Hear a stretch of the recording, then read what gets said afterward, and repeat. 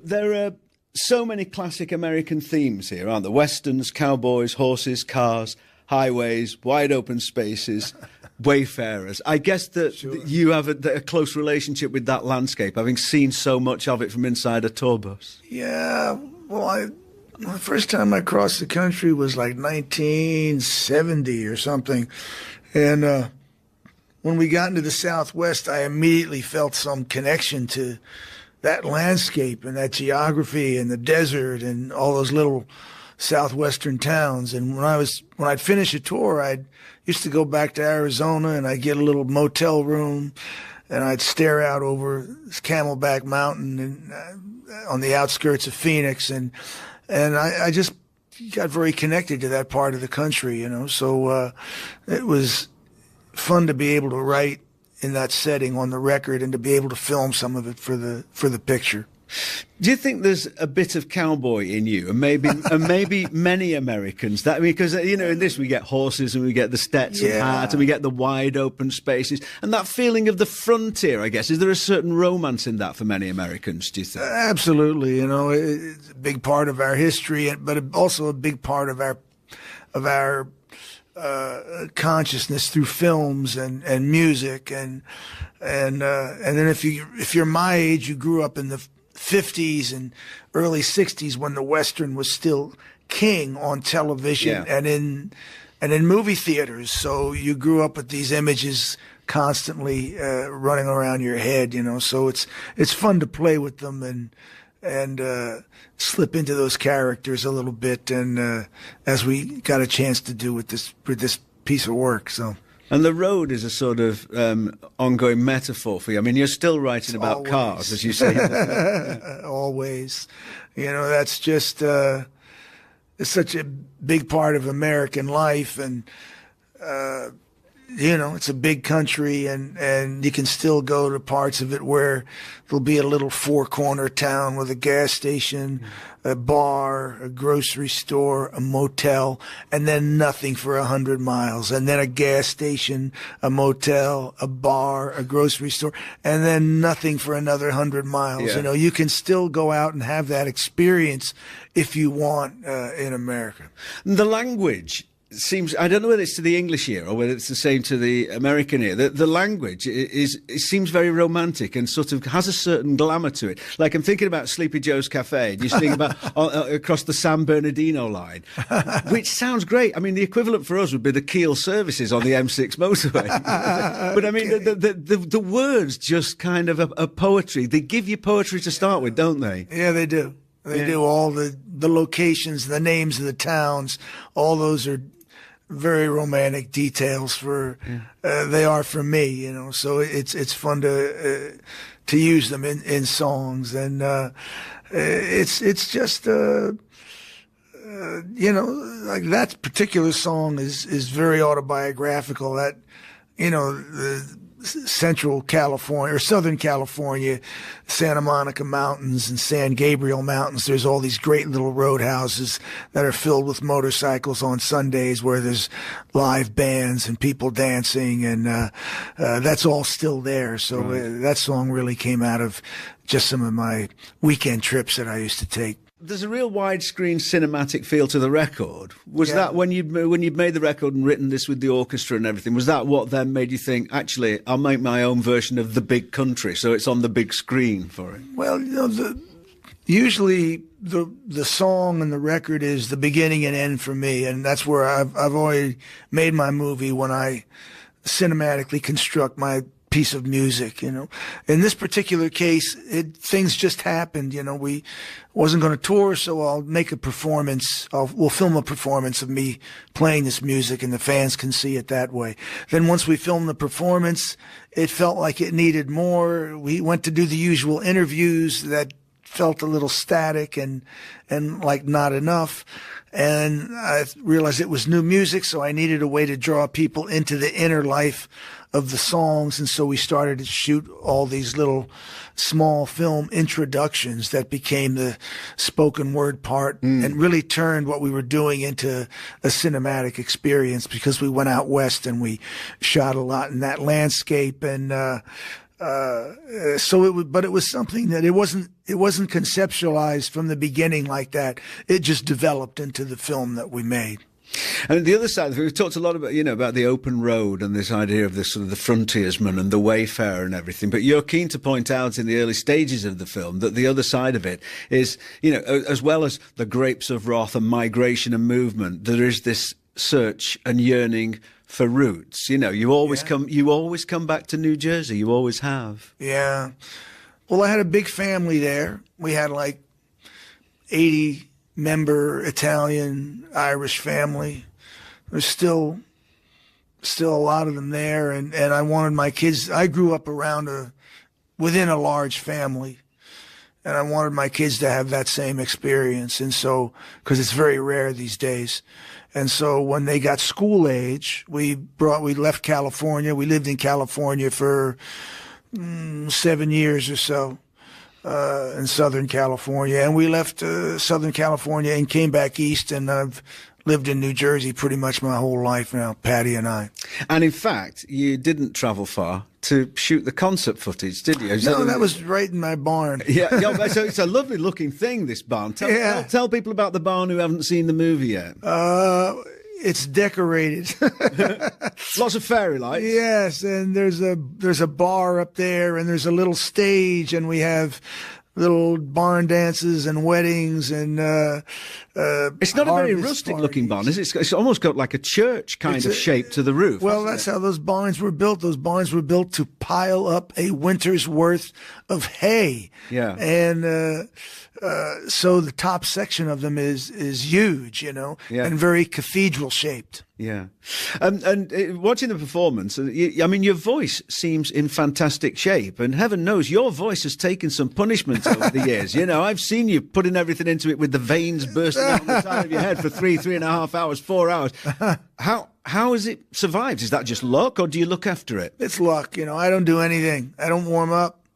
I don't really look after it. I however, have a good feeling for when I'm singing, not to abuse it and not to oversing. And I've had a workhorse of a voice since I was a young man, because we played for 4 or 5 hours in bars for many years before we were signed to a record label. And so part of it was that experience, and then it's just been a strong instrument. So I've been very lucky. Do you rest it on show days? I do. One of the things I do is I sing and I don't talk much. When I'm touring, the worst thing people do is they play and then they go out in a club or here or there and talk all night. Or to me, that's what screws your voice up. So when I'm on the road, I sing. I don't talk a lot. Right. You talk about family, wanting to give your kids that upbringing and everything. Obviously, your wife Patty is a massive part of this film. With you, obviously, some people make the mistake of it all being autobiographical, whereas a lot of the time you're writing short stories about other characters. But towards the end of the film, it does get very personal, and we have got some very sort of touching home movies, which I think might be on your honeymoon, was it? Yeah. There's some film from our honeymoon in there, and it's unusual. You're always drawing a line about how much you want to share and how personal or how private your life is. I've been lucky. For the success I've had a pretty reasonable amount of privacy over the years. Part of it may be just the fact that we stayed in New Jersey, where people were protective, and it was a good place to raise the kids and for Patty and I to build a life, But I needed to show the arc that my own life and the characters on the record, the arc that their lives take from just a life of individual freedom, which can be exciting and adventurous, but ultimately not fulfilling, or it can feel like it's an impoverished view of what freedom is, to this sort of greater freedom that you have once you integrate yourself in a family and in a partnership and in a community, Which again goes back to that thing we're talking about. You can go everywhere, but you've got to come home at some point. Yeah, and that's always going to be the root. And you've got to find a home somewhere. The home movie was great, and it was touching. It was lovely to see. Are you a hoarder? Do you keep lots of stuff like that? I'm always trying to get rid of stuff, so maybe so, But the films we have, we're like everybody else. You shoot something, the kids are little, and then you throw it in a box and you don't look at it for 25 years, But Tom Zimney, my director, a year or two ago, he cataloged a lot of my home films and gave it to me for Christmas, Right, so he knew where everything is and he found that footage. One of the really interesting things about the film is where you say, words to the effect of, if I loved you, I would hurt you. All right. So can you expand on that a little bit? What do you, what well, do this you is mean the great song, You Always Hurt the One You Love. Yeah. But I just think that it's part of human nature for a lot of people that intimacy and closeness is frightening. And because it's frightening, it can create anger, towards the people that you care about the most. And I think in many of my other relationships, this was a fault that I suffered from greatly and that I really didn't begin to sort through until Patty and I got together, So you mean in personal relationships or working relationships or both? Personal relationships, right. Really, Yeah. And so sort of letting that go as much as you can was something that greatly added to the quality of my life. Yeah. I mean, because there's a song on the record, Chasing Wild Horses, right. which, again, is a metaphor for you. And you say, you had a really bad temper. You had a sort of an explosive temper, which is a side of you that people might not see or expect. Yeah, not so much. I mean, some of those things, some of that is songwriting, and I think I wouldn't equate the characters too closely with me, but a lot of the emotional life you do have to pull up out of your own experience, and then you're writing, Right. You're creating things. How did you enjoy the task of filmmaking? Because you're kind of co-directing this. Yeah, my director's credit is the graciousness of Tom Zimney, my co-director. I think we conceived the picture together and did some of the editing and really expanded on the idea of a performance film together. And so the whole picture was a collaboration between the two of us. And what about the actual filming itself? Because, how did you enjoy being the focus of the camera in that way rather than with a guitar on and singing? Because there's quite a lot of you sort of staring moodily into the middle distance. Exactly. That's all I have to do is pose and stare moodily, but I enjoy it. It was fun. I don't mind doing a little bit of that, And what about the words that you wrote, which is kind of the script, the script, your philosophy on life, really? How easily did that come? Well, I had written the songs, and so it was all inside the songs. And so I sat down in front of my television one night, and in about 2 hours, I wrote the script for the entire picture. And it was really, but it was all within the songs. And so I'm pretty good at verbalizing what I do. It's a separate talent, but I've been pretty good at it through the years. And so that's all I did is I just sat and I said, okay, what's the internal life of this piece of music about? And I began to write these little meditations on life and love and men and women. And so it came around pretty easily. The other thing about this album is it's a love letter to sort of that classic sound of American pop. The Jimmy Webb, the Glenn Campbell, the Neil Diamond. You've got all the ingredients there, like the twangy, the baritone guitars, like sort of, Duane Eddy, Dick Dale, Link Ray, all that sort of stuff. Was that a conscious decision, or did the songs just lead you to that orchestral way? Well, when I conceived of the record, I thought of that Southern California popular music from the mid and late 70s, and so that was sort of the orchestration of it, the strings, and Glenn Campbell was a terrific guitarist. He was. So he did a lot of sessions, didn't he? It was in the Beach Boys for a while. Monkeys big records session he band. made? Yeah. And so that was all a piece of that sound, and it was fun reconstituting it behind the songs that I wrote. Yeah, and there's a real nod to Glenn at the end of the film, but I won't spoil it. Okay. We won't take away. Sounds good. That surprise. I mean, you couldn't tour it, presumably, because you would have needed to take an orchestra everywhere with you. Yeah, and it just didn't make sense, As a one-off, it was fun, but I would have had to go on into theaters and and really played just the record. It just didn't quite make sense. No. How did you enjoy the Broadway thing at the end of that? That was great. Spent a year doing it, did about 240 shows. I think it was probably one of the best things I ever did in my life. And did you go home to New Jersey every night? Could you go no, home? I had an apartment in New York. Right. We had an apartment in New York, and I got to do the play with Patty, and it was a great experience. Great experience. Yeah.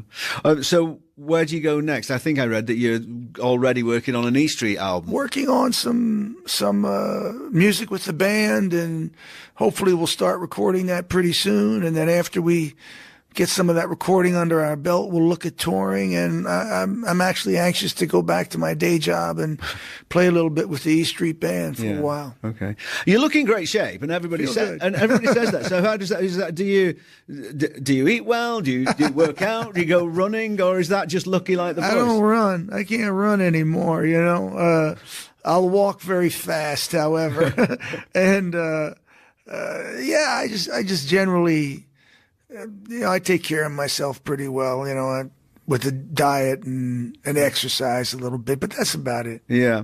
I mean, it must be a great time of life, though, when you look at this and take stock of life and in this film. And I was thinking about, I'm a big fan of David Bowie, who made one of his best albums when he very sadly died at the age you are now, at 69. Right. But it must be great for you to think the songwriting muscle has not deserted you.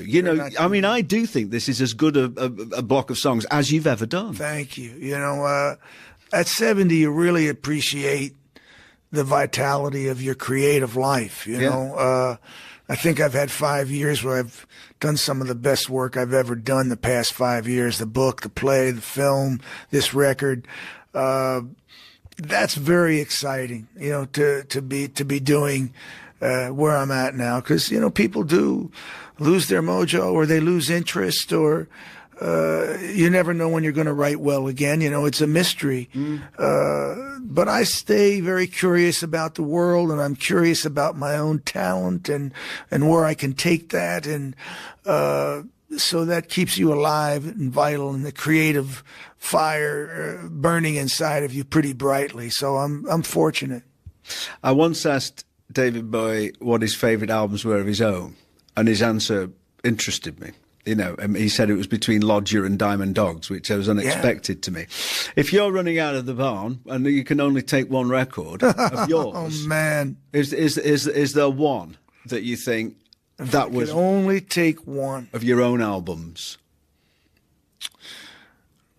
Well, it's tough because it's between two, but I might take Nebraska. Right. Right. Out in the shack with the little Porter studio. It cost me $1,000 to make on a recording deck about the size of that album cover, and but it was really a special moment. If I had to take a rock album, I'd probably grab Born to Run. Okay. Listen, it's wonderful to meet you. Thank you. And I've only got one thing to pick you up on. At the end of the film, you and Patty are at the bar, and someone's sweeping up. I notice you're not helping to clear up that barn. So, I'm in a conversation with my wife. What can I say?